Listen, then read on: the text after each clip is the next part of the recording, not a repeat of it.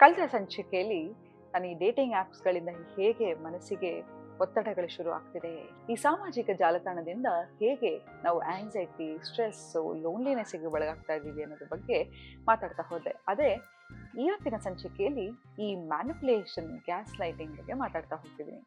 ನೋಡಿ, ಸಂಬಂಧಗಳು ತುಂಬಾನೇ ಅದರ ಮೌಲ್ಯತೆಗಳನ್ನ ಕಳ್ಕೊತಾ ಹೋಗ್ತಾ ಇದೆ ಕಣ್ರಿ. ಹೇಗೆ ಅಂತ ಹೇಳಿದ್ರೆ, ಕೆಲವು ಸತಿ ಏನಾಗುತ್ತೆ ಅಂತ ಹೇಳಿದ್ರೆ, ನಾವೊಂದು ಸಂಬಂಧದಲ್ಲಿ ಇರ್ತೀವಿ. ನಾನೇ ಸರಿಗಿಲ್ವೇನಪ್ಪ ಅನ್ನೋ ಸೆಲ್ಫ್ ಡೌಟು ನಮಗೆ ಕಾಡ್ತಾ ಹೋಗುತ್ತೆ. ಎಷ್ಟೋ ಸತಿ ಯಾರನ್ನೋ ತುಂಬಾ ನಂಬಿ ಪ್ರೀತಿ ಮಾಡಿ ಅವ್ರ ಜೊತೆ ಎಲ್ಲಾ ರೀತಿಯ ಎಮೋಷನ್ಸ್, ಎಫರ್ಟ್ ಅನ್ನ ಹಾಕಿರ್ತೀವಿ.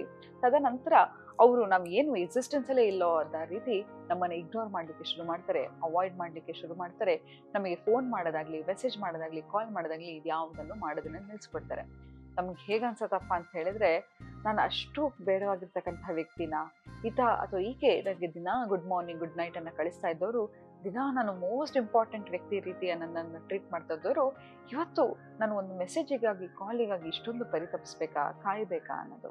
ನೋಡಿ, ಒಬ್ಬ ಮನುಷ್ಯನ ಭಾವನೆಯನ್ನ ಚೇಂಜ್ ಮಾಡೋದು, ಈಗ ಯಾವುದೋ ಒಂದು ಧರ್ಮದ ಬಗ್ಗೆ ನನಗೆ ಮ್ಯಾನಿಪುಲೇಟ್ ಮಾಡೋದು, ಅಥವಾ ಯಾವುದೇ ಒಂದು ಮ್ಯಾನಿಪುಲೇಷನ್ ಅಂತ ಹೇಳಿದ್ರೆ, ಯಾವುದೋ ಒಂದು ನನ್ನ ಒಂದು ಮನಸ್ಥಿತಿಗೆ ಒಳಗಾಗಿರ್ತೀನಿ, ಅದನ್ನ ನಮ್ಮ ಪರಿವರ್ತನೆ ಮಾಡೋದನ್ನ ನಾವು ಮ್ಯಾನಿಪುಲೇಷನ್ ಅಂತ ಕರಿತೀವಿ. ಹಾಗೆ ಈ ಗ್ಯಾಸ್ ಲೈಟಿಂಗ್ ಅಂತ ಹೇಳಿದ್ರೆ, ನನ್ನ ಮೇಲೆ ನನಗೆ ಡೌಟು. ಈಗ ಎಕ್ಸಾಂಪಲ್, ಈಗ ನನ್ನ ಸಂಗಾತಿ ನನಗೆ ಕಾಲ್ ಮಾಡ್ತಾ ಇರಲ್ಲ, ಮೆಸೇಜ್ ಮಾಡ್ತಾ ಇರಲ್ಲ. ನನ್ನ ಸಂಗಾತಿ ಹತ್ರ ಹೋಗಿ ಕೇಳಿದಾಗ, ಯಾಕೆ ಹೀಗೆ ಮಾಡಲ್ಲ, ಆನ್ಲೈನೇ ಇರ್ತೀಯಾ, ನನ್ನ ಮೆಸೇಜನ್ನು ನೋಡಿದ್ರು ನೋಡ್ತಾ ಇಲ್ಲ, ಮೊದಲಿನ ಥರ ನೀನಿಲ್ಲ ಅಂತ ಹೇಳಿದ್ರೆ, ಅಯ್ಯೋ ನೀನು ಹುಚ್ಚಿ, ನೀನು ಎಲ್ಲದಕ್ಕೂ ಓವರ್ ರಿಯಾಕ್ಟ್ ಮಾಡ್ತೀಯಾ, ಎಲ್ಲದಕ್ಕೂ ಓವರ್ ಎಕ್ಸೈಟೆಡ್ ಆಗ್ತೀಯಾ, ಎಲ್ಲವೂ ನಾರ್ಮಲ್ ಆಗಿ ಇಟ್ಕೋ, ನಾನು ಇಲ್ಲೇ ಇದ್ದೀನಿ, ಹೀಗೆ ಇದ್ದೀನಿ ಅಂತ ನನ್ನ ಅವರು ಮೆಸೇಜ್ ಮಾಡ್ತಾ ಇದ್ರು, ಹೇಳ್ದೇ ಇದ್ರು ಕೂಡ, ಕಾಲ್ ಮಾಡದೇ ಇದ್ರು ಕೂಡ, ನಾನೇ ಏನೋ ಸರಿಗಿಲ್ವೇನೋ, ನಾನೇ ತುಂಬ ಸೆಲ್ಫ್ ಡೌಟ್ ಮಾಡ್ಕೋತಿದ್ದೀನೋ, ನನಗೆ ಎಲ್ಲ ಕಾನ್ಫಿಡೆನ್ಸ್ ಕಮ್ಮಿ ಆಗಿದೆ ಅಂತ ನನ್ನ ಮೇಲೆ ನಾನೇ ಡೌಟ್ ಪಡ್ಕೊತಾ ಇರ್ತೀನಿ. ಅಲ್ಲದೆ ಇದೆಲ್ಲವೂ ಕೂಡ ಗ್ಯಾಸ್ ಲೈಟಿಂಗ್ ಅಂತ ಕರಿತೀವಿ. ಆದರೆ ಹೇಗೆ ಇದರಿಂದ ಆಚೆ ಬರೋದು? ನೋಡಿ, ಒಂದು ಹೇಳ್ತೀನಿ. ಕೆಲವು ಸಂಬಂಧಗಳಲ್ಲಿ ನಾವು ಕನ್ನಡಿ ಥರ ಇರಲಿಕ್ಕೆ ಶುರು ಮಾಡಬೇಕು. ಯಾಕಪ್ಪ ಅಂತ ಹೇಳಿದ್ರೆ, ನೋಡಿ, ಪ್ರೀತಿ ಅನ್ನೋದು ಕೊಡೋ ವಸ್ತು ಹೌದು, ಆದರೆ ಯಾರಿಗೆ ಯೋಗ್ಯತೆ ಇರುತ್ತೋ ಅವರಿಗೆ ಮಾತ್ರ ನಾವು ಕೊಡ್ಲಿಕ್ಕೆ ಸಾಧ್ಯ. ಕೆಲವರು ಆ ಯೋಗ್ಯತೆನೇ ಕಳ್ಕೊಂಡ್ಬಿಟ್ಟಿರ್ತಾರೆ.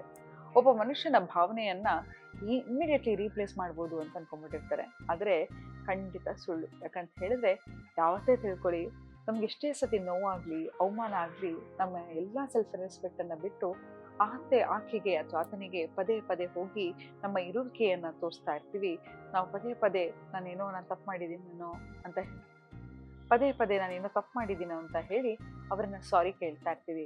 ಆದರೆ ನೋಡಿ, ಈ ಮ್ಯಾನಿಪುಲೇಷನ್ ಇಂದ ಎಷ್ಟರ ಮಟ್ಟಿಗೆ ನಿಮಗೆ ಸೈಕಾಲಜಿಕಲಿ ಅಫೆಕ್ಟ್ ಆಗುತ್ತೆ ಅಂತ ಹೇಳಿದ್ರೆ, ಸಬ್ ಕಾನ್ಷಿಯಸ್ಲಿ ನಿಮ್ಮ ಮೇಲೆ ಇರ್ತಕ್ಕಂಥ ಕಾನ್ಫಿಡೆನ್ಸ್ ಅನ್ನ ಕಳ್ಕೊತಾ ಹೋಗ್ತೀರಾ, ಸೆಲ್ಫ್ ಡೌಟ್ ಆಗ್ತಾ ಹೋಗುತ್ತೆ, ಆಂಗ್ಸೈಟಿ ಶುರು ಆಗ್ತಾ ಹೋಗುತ್ತೆ, ಪ್ಯಾನಿಕ್ ಅಟ್ಯಾಕ್ ಶುರು ಆಗ್ತಾ ಹೋಗುತ್ತೆ. ಯಾಕಪ್ಪ ಅಂತ ಹೇಳಿದ್ರೆ, ಎಕ್ಸಾಂಪಲ್, ನಾನು ಯಾರನ್ನು ತುಂಬಾ ಹಚ್ಕೊಂಡಿರ್ತೀನಿ, ಸಡನ್ ಆಗಿ ಅವರ ಬಿಹೇವಿಯರ್ ಬದಲಾವಣೆ ಆಗ್ತಿದ್ದ ಹಾಗೆ, ನಾನೇನೋ ತಪ್ಪು ಮಾಡ್ಬಿಟ್ನೇನೋ, ಎಲ್ಲೋ ನಾನು ಸರಿಗಿಲ್ವೇನೋ, ಎಲ್ಲೋ ನನಗಿಂತ ಬೇರೆಯವ್ರು ಯಾರೋ ಉತ್ತಮ ಆಗಿರೋರು ಸಿಕ್ಬಿಟ್ರೇನೋ, ಅಥವಾ ನನ್ನ ಇರುವಿಕೆನೇ ಇಲ್ಲ ಅಂತ ಹೇಳಿದ್ರೆ ನಾನು ಏನು ಇಷ್ಟು ಇದ್ದು ಏನು ಪ್ರಯೋಜನ ಇಲ್ವಾ, ಹೀಗೆ ಎಲ್ಲವೂ ಕೂಡ ಸೆಲ್ಫ್ ಡೌಟ್ ಮೂಲಕ ಸ್ಟಾರ್ಟ್ ಆಗ್ತಾ ಹೋಗುತ್ತೆ.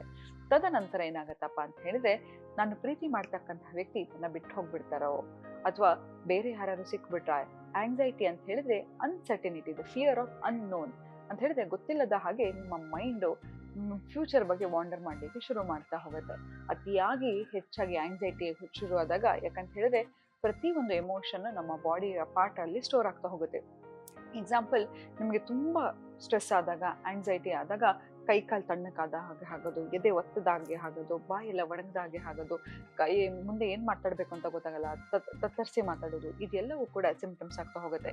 ಮಲಗಿದ್ರು ಕೂಡ ಏನೋ ಎದೆಯಲ್ಲಿ ತುಂಬಾ ಬ್ಲಡ್ ಪ್ರೆಷರ್ ಆದಾಗೆ, ಯಾರೋ ಎದೆ ಹಿಡಿದು ಒತ್ತದ ಹಾಗೆ, ಇದೆಲ್ಲವೂ ಆಗ್ತಾ ಹೋಗುತ್ತೆ. ಅಲ್ಲದೆ ನೋಡಿ, ಒಂದು ಬ್ರೇಕಪ್ ಅಥವಾ ಒಂದು ರಿಲೇಶನ್ಶಿಪ್ ಇಂದ ಆಚೆ ಬರೋದು ಎಷ್ಟು ಕಷ್ಟ ಅಂತ ಹೇಳಿದ್ರೆ, ನಾವು ಅನ್ಕೊಂಡ್ಬಿಡ್ತೀವಿ, ಅಯ್ಯೋ ಬ್ರೇಕಪ್ ಅಲ್ಲ, ಅದಾದ್ಮೇಲೆ ಸ್ವಲ್ಪ ದಿನ ಆದ್ಮೇಲೆ ಸರಿ ಹೋಗ್ತೀಯಾ ಅಂತ. ಆದ್ರೆ ಫಿಸಿಕಲ್ ಪೇನ್ ಆದ್ರೆ ತಡ್ಕೋಬಹುದು, ಮೆಂಟಲ್ ಪೇನ್ ಆದ್ರೆ ತಡ್ಕೊಳ್ಳೋದು ತುಂಬಾ ಕಷ್ಟ ಕಣ್ರಿ. ಹಾಗಾಗಿ ಯಾವುದೇ ರೀತಿಯ ರಿಲೇಶನ್ಶಿಪ್ ಅಲ್ಲಿ ನಿಮ್ಮ ಇರುವಿಕೆ ಅನ್ನ ಅವರು ಅಕ್ನಾಲೆಜ್ ಮಾಡದೇ ಇದ್ದರೆ, ನಿಮಗೆ ಅಕೌಂಟಬಿಲಿಟಿ ಕೊಡದೇ ಇದ್ದರೆ, ಅವೈಲೇಬಲ್ ಇದ್ದೇ ಇದ್ದರೆ, ಕ್ರಮೇಣವಾಗಿ ಹೇಗೆ ಅದನ್ನು ಕಂಟ್ರೋಲ್ ಮಾಡ್ತಾ ಬನ್ನಿ. ಮಿರರ್ ಆಗ್ತಾ ಹೋಗಿ, ನೀವಾಗಿ ಅವರಿಗೆ ಪ್ರಯತ್ನ ಪಡೋದು, ನೀವಾಗಿ ಅವರಿಗೆ ಕಾಲ್ ಮಾಡಲಿಕ್ಕೆ ಶುರು ಮಾಡೋದು, ನೀವಾಗಿ ನನ್ನ ಇರುವಿಕೆಯನ್ನು ತೋರಿಸ್ಲಿಕ್ಕೆ ಹೋಗೋದು, ಎಲ್ಲವನ್ನು ಕಡಿಮೆ ಮಾಡ್ತಾ ಹೋಗಿ.